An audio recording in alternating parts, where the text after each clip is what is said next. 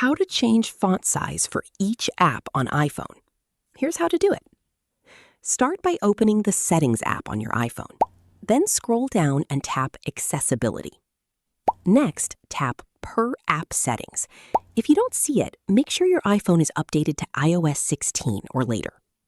Now tap Add App and select the app you want to customize. For example, Messages or any other supported app.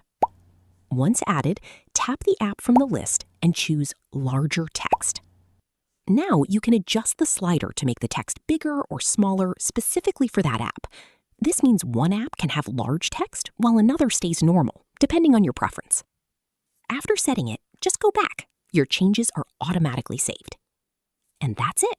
You can now control font size individually for different apps on your iPhone, making everything much easier to read without affecting your entire device.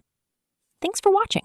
If this tutorial helped, don't forget to like the video and subscribe for more iPhone tips, tricks, and how-to tutorials.